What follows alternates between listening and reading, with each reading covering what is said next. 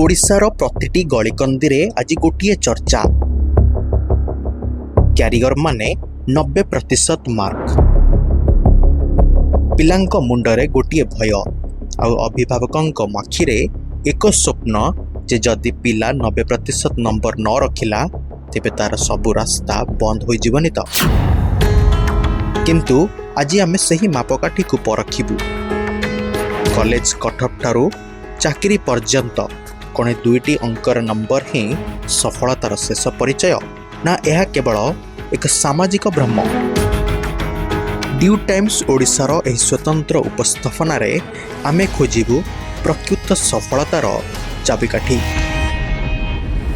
वर्तमान प्रतियोगितामूलक समय रे बोर्ड परीक्षा रे 90% मार्क रखिबा एक बड़ सफलतार मापकाठी पालटिछि।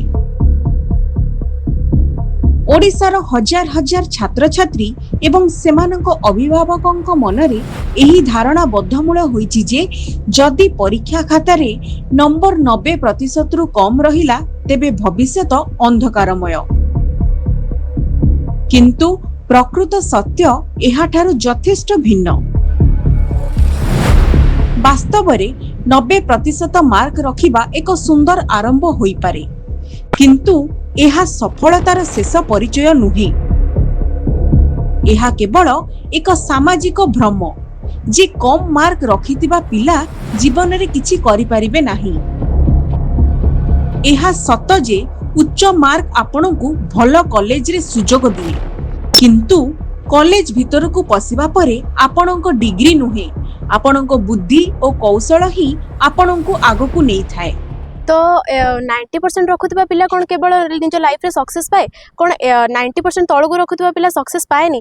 एटा आजिकली दुनिया रे समस्त खाली परसेंटेज खोजते समस्ते कहते 90% ऊपर को रखुवा पिला ही निज जीवन में सक्सेस पाई पार किंतु ए कथाटा पूरा पूरी भूल। कारण आजिकली 80% रु नहीं कि 90% रखुवा पिला ताठू कम रखुवा पिला भी निज लाइफ रे सक्सेस हासिल करछन्ती। जो माने 90% धर 10th रे रखी कि 90% से माने निज लाइफ रे नीट वाली एग्जाम को क्रॉस करि पाउनांती किंतु जो माने ताठू कम परसेंटेज रखुछन्ती किंतु से माने नीट वाली एग्जाम जेई वाली एग्जाम को भी क्रॉस करि जाउछन्ती। तो एमती लोक मानको कथा रे रही कि जदि आमे देखिबा कि केवल परसेंटेज ही मैटर करे अलगा माने निज एफर्ट्स भी देले सब किछि हे परिबो। अनेक समय रे देखा जाए जे पिलाटीए परीक्षा रे 90% मार्क रखि नथिबारु अभिभावक माने लज्जाबोध करी स्कूल रो पितामाता शिक्षक सम्मेलन को जानती नहीं। किंतु आमको बुझीबाकू हेबो जे जणे शिक्षकଙ୍କ पाखको जिबा माने केवल पिलार मार्क विषय रे आलोचना करिबा नुहे बरं तार विकास विषय रे जानिबा। जेतेबेले जणे पिला देखे जे तार बापा माँ कम मार्क जोगु स्कूल जीवाकू कुंठाबोध करुचंती से निजकू जणे अपराधी बोली मने करे। एहा फଳରେ पिला और अभिभावकों मध्य रे थिबा संपर्क रे दूरता बढ़ी थाए एवं पिलाटीए मानसिक चापर शिकार हुए।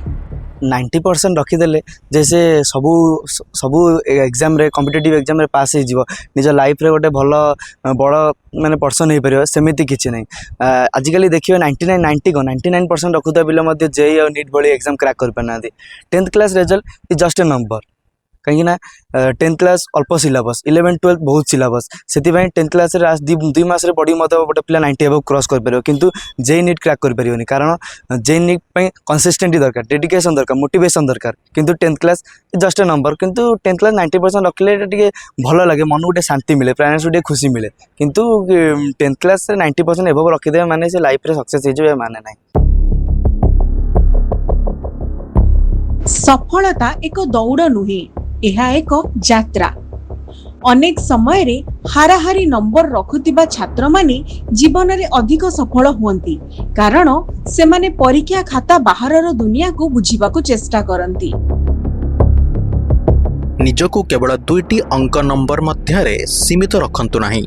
जदि आपण 90% रखुचंती तेबे या अभिनंदन विषय जदि नाही यह मने रखंतु यह एक आरंभर संकेत। जीवन से माने इतिहास रचंती जो माने परीक्षा हॉल अपेक्षा जीवनर प्रकृत कौशल को शिखिबारे अधिक समय दियंती। आपणक मार्क आपणको गोटे भल कॉलेज नहीं जाई पारे किंतु आपणक दक्षता ही आपणक विश्वर शीर्ष रे पहुंचाई पारे। Bureau report, due times Odisha.